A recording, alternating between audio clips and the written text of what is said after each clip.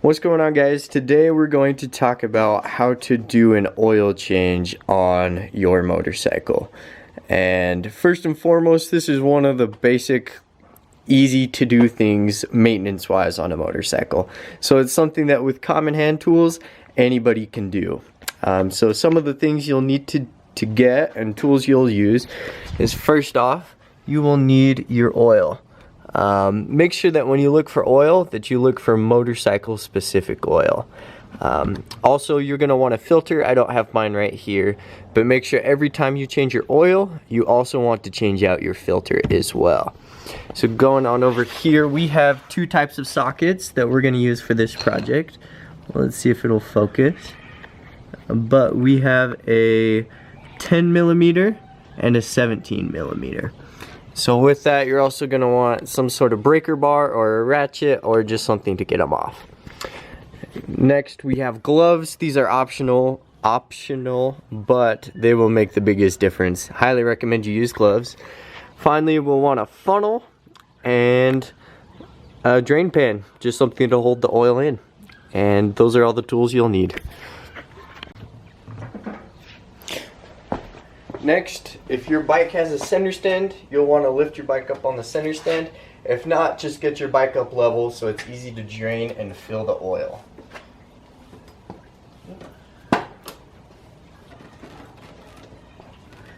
There we go. Once your bike is in the air, you're going to want to find the drain bolt to drain the oil out. So make sure you have your pan ready to hold anything that comes out, and also your 17mm socket. So coming under your bike,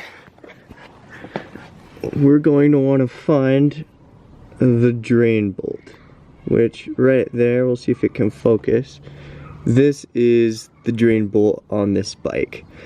And so once again, just right underneath it and have your oil pan ready. Alright, while the oil is draining out of the bottom, you want to get it to where it's just drips coming out. You're going to want to come to the front side, and this will be your oil filter housing. And so this circle thing is the oil filter housing. You see we have 3 bolts. We have one bolt up here, bolt right there, and the third bolt is right down there. So this will be what the 10mm socket is, and you may have to use an extension on your tool to be able to reach them. So we'll go ahead and take those out. Alright, once you have those 3 screws loosened, you can go ahead and take your filter housing out. Make sure you have your spring, and then right in there is your oil filter. So just with a little tug, it should come right out, and it's ready for your brand new one to be placed right in there. Alright, with those 3 bolts back in, it's time to go and put our drain plug back into. And with these 3 bolts, it's important to note that do not over tighten them. Think more snug than tight, as these studs can be pretty easy to snap. Alright, and with your drain bolt back in, we're going to head over to the fill point for your oil. And on this bike, it'll be right here on the right side of the bike. And it's just this twist off, and you can pull that out. And so one thing you're always going to want to make sure you do is line up that whatever is specified on your oil cap or your bike. Here you can see it says 10 weight 40. That matches the same oil that you are going to put inside of it. So we'll go ahead and grab our funnel.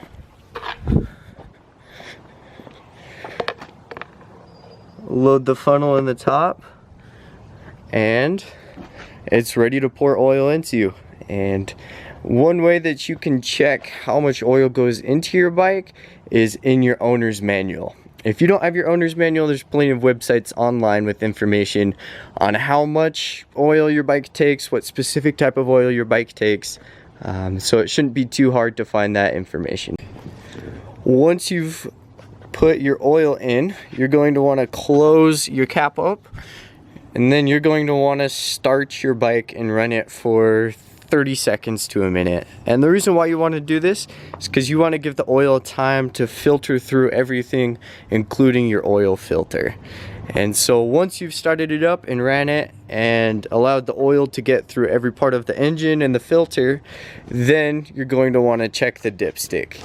And from there, you can determine if you need to add a little bit more or a little bit less. But basically, that is an oil change done well.